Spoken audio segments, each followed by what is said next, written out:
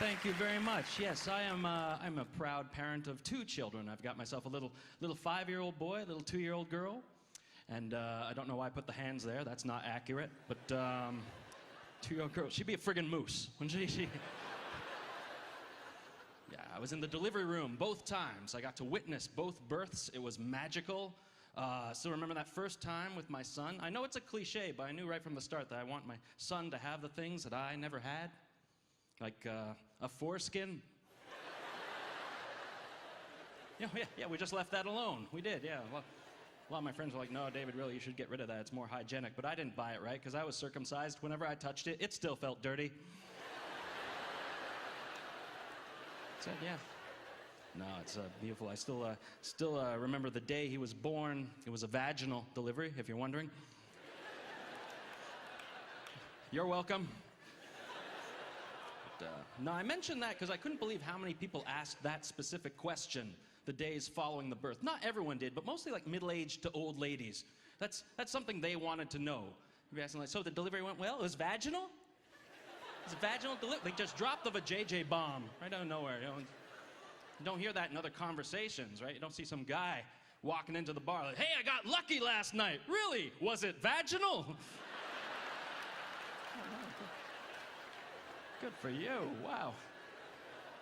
Whereas in there, I had to cut the umbilical cord. And when I say I had to, like I didn't have a choice.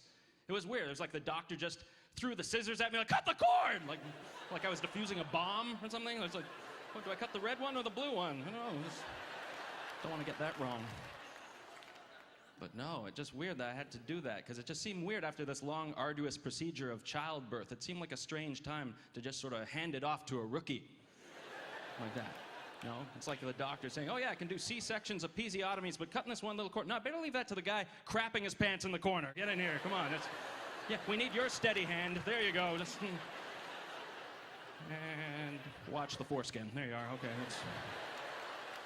that's weird, yeah. But I thought about it, and then I thought I might get the rationale of it, of why they let dads cut the cords. Because I think it's sort of like, you know, when you're a little kid and your mom is baking, and she wants you to feel useful, so she gives you menial tasks, so you feel like you're helping. You know what that's like? She says, you want to stir the batter? Yeah, I'm helping you. Yeah, I'm making the cake. Yeah. That's what the cord is for dads. It's same idea. Just the doctor's like, you want to sever your infant from the uterine wall? Yeah, I'm like a doctor. I'm making a baby. Yeah.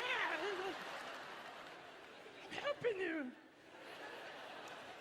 That's our role. That's our role in the bakery of life. That's cutting the cord is like licking the spoon. It's, yeah, that sounded way grosser than it was supposed to. That was, the first time we didn't know the gender. We decided to have a surprise, which in hindsight was really silly, because it's not much of a surprise. Like, it's a boy. Wow, what are the odds? 50-50. Oh yeah, okay. And 3 years later, we have this little beautiful girl, and it was weird because she was born 2 days before my son's birthday, which is an awkward proximity of the birthdays, because if they're born roughly the same time of year, that implies they were conceived roughly the same time of year. Let's face it, that just makes the parents look lame. Makes it look like we're just sitting around just like, oh, that time of year again, honey, let's go.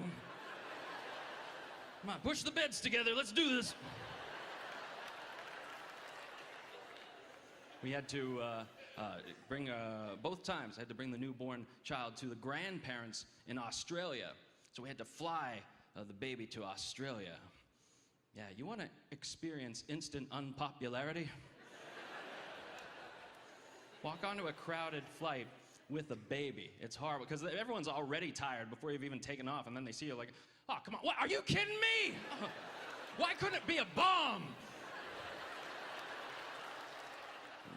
In both cases, though, it was remarkable, because both times our newborn child was really good on the flight, because we knew the secret, right? The reason why babies cry on planes is because the change in air pressure hurts their ears. So the secret is to regulate the air pressure, you have to keep them drinking.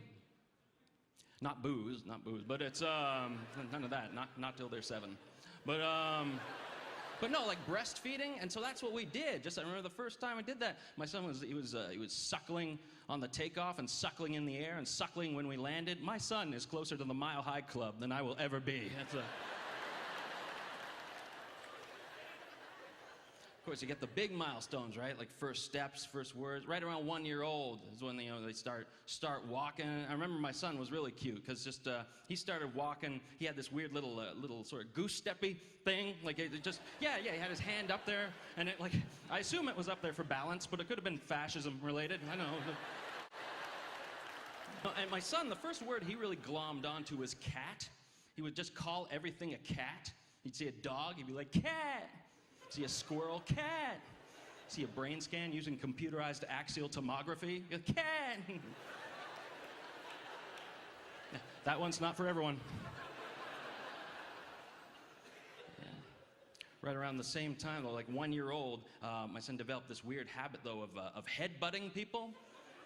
It was weird. Like he'd meet someone, just go at them, which was really dangerous because he was very large for his age. And what you learn, the problem with having a very large 1 year old is they get mistaken for a really slow 3 year old.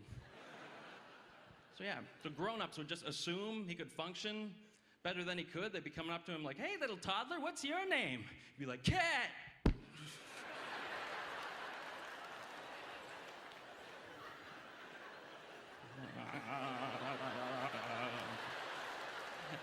That's my boy. Thanks very much, Winnipeg.